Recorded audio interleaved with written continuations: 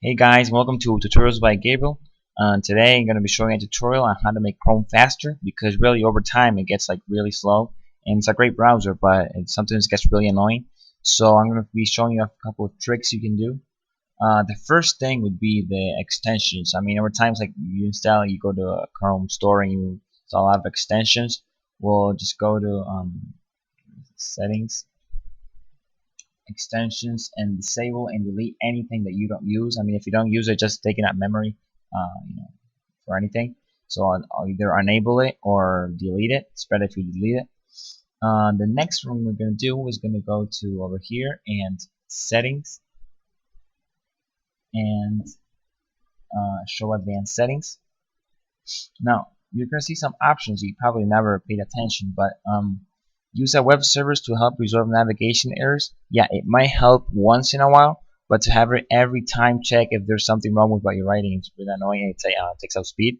We will not check that. And predict network actions to improve page load performance. This is incredible, but it actually does the opposite. So we're gonna uncheck that. Leave this option on.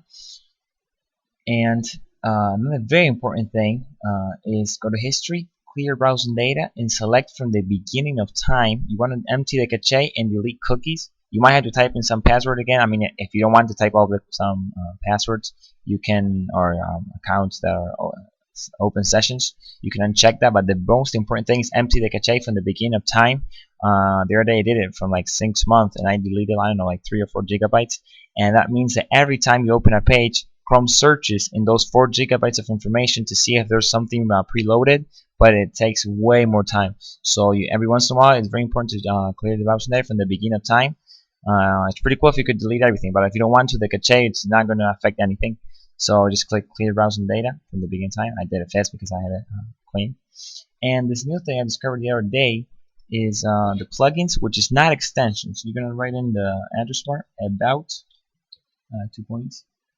Plugins.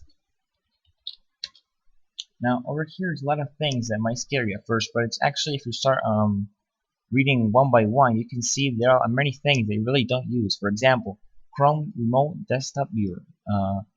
To read this, to use this plugin, you must first install the Chrome Remote Desktop app.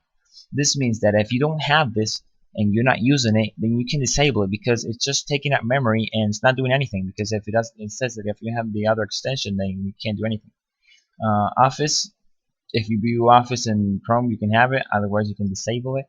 QuickTime Play, you might want to leave that on. Native Client, I don't know what it is. You can leave that on. Adobe Reader, of course, that's important. Mirror Quick, for example, I use it to burn DVDs, but I don't use it for anything more. So I don't want anything of that in my browser. Disabling this is not going to disable Nair, it's just going to disable the Nair extension from the browser. I mean, just taking that memory. Google iPlay, you can leave that on. Wolfram Mathematica, you can disable that. DBX, it depends on if you use it or not. Silverlight, it's an extension just like Flash Player. Picasa, I don't want any Picasa plugin. Of course, if you use it a lot, you can leave that on. Google Earth might come in handy for Google Maps. Java, that's pretty important. Nokia Suite, for example, I don't even have a Nokia anymore. I'm disable that. Media Go Detector, just media player. Why would I want that in Chrome? PlayStation Network. I didn't even know I had anything PlayStation related in my PC, and it's working in Chrome. So yeah, of course you can disable that. Now, Windows Live Photo Gallery, disable. iTunes application. That might depend. If you have an iPhone, you might want to leave that on. And Shockwave Play, you want to leave it on. But you can see we disable a lot of plugins that are running every time you open Chrome, but they're not really doing anything. Of course, you want to read and maybe there's some things that you use or some things that you don't use. It depends up to you, but this is pretty cool, and this improved my performance a lot. So I hope you enjoy it. I hope I make your Chrome faster, and thank you for watching.